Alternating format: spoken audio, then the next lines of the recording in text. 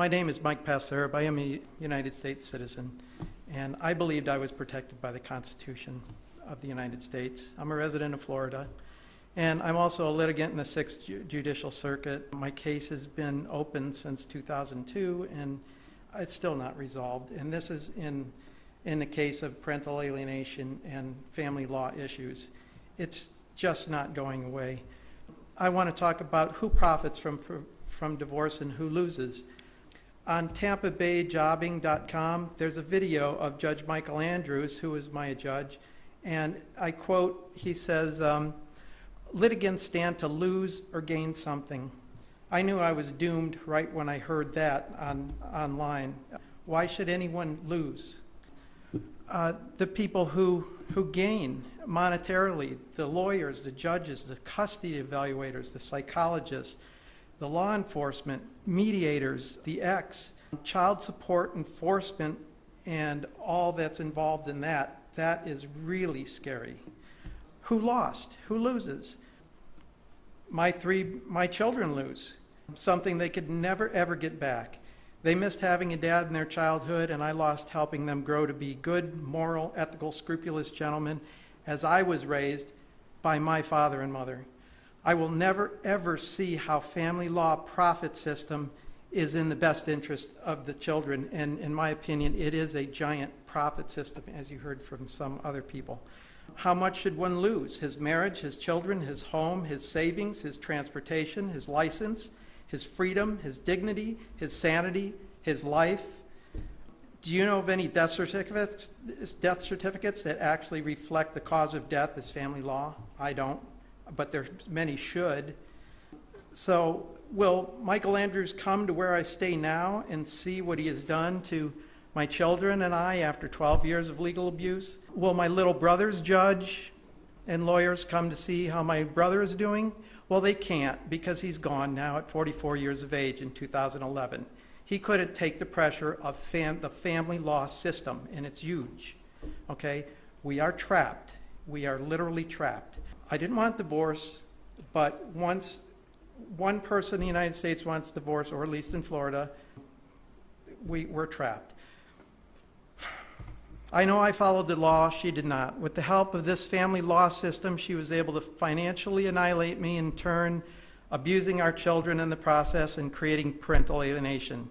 Parental alienation is child abuse, as you've heard, and I believe that too, and Danica Fields had mentioned that also.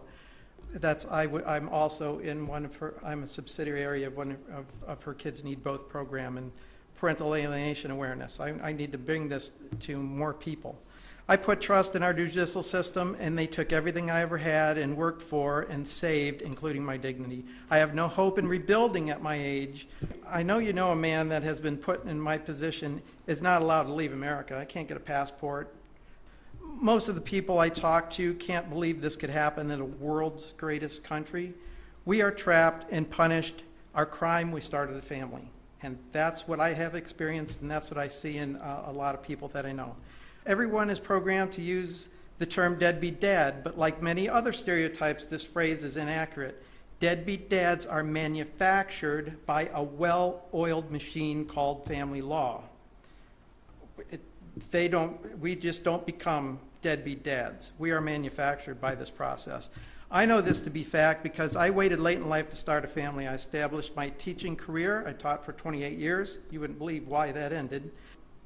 I bought and remodeled a house before I was married. I started a playgroup center for my wife and children so they would not have to go to daycare. Any men in here do that? Did anybody start a daycare or a center for their children? I did. I went to Boy Scouts, school events, fishing, biking, camping. My boys and I did the best to be the all-pro dad. I'm sure you've heard of Mark Merrill and Tony Dungy. And my children were robbed from me anyway.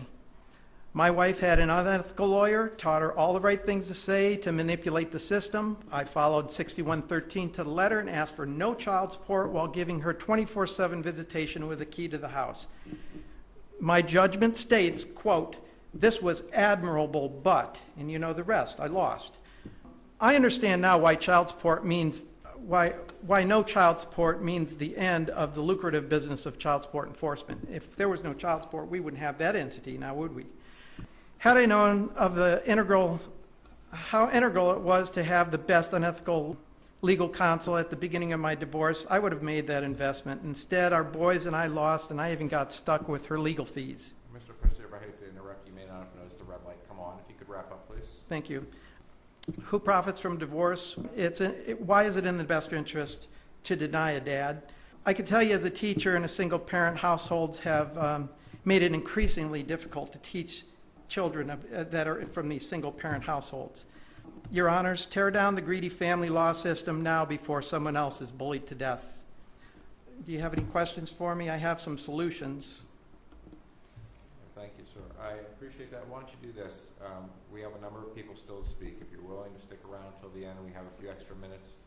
Well, I'd be happy to listen to that, but I want to make sure everyone else gets an opportunity to speak first, all right? Okay. Thank you for listening today. Thank you, sir.